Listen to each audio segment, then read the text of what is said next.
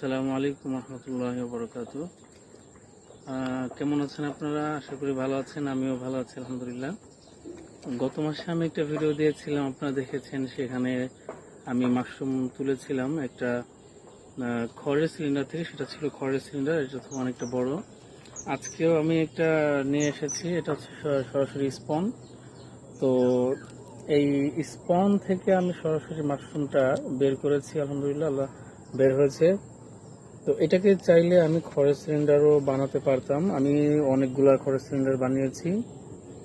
তো দুইটা জাস্ট হচ্ছে আমি কেটে দিয়েছিলাম, তার মধ্যে একটা আলহামদুলিল্লাহ যে পরিপূর্ণভাবে মাশরুম হয়েছে। তো আজকে এটাকে আমি হারভেস্ট করব, তো এই জন্যই আপনাদের সামনে আসা। তো দেখেন, এটাও কিন্তু আগেরটার মতো same mushroom, oyster mushroom POP জাতের, গোলাপি কালার। আগেরটাও গোলাপি কালার ছিল। তো এটাকে আমি এখন খুলবো, দেখেন আপনারা কিভাবে খুলি। তো এই যে কিন্তু হালকা করে চাপ দিলাম আলতো করে, এটা কিন্তু আমার হাতে চলে আসলো। ঠিক আছে, এই যে পুরো মাশরুমটা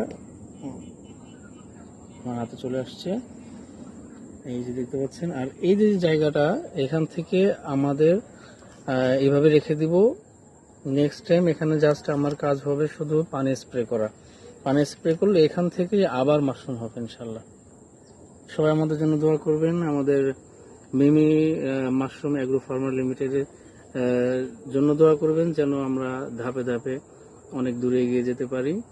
সবাই ভালো থাকবেন, দোয়া করবেন। আসসালামু আলাইকুম।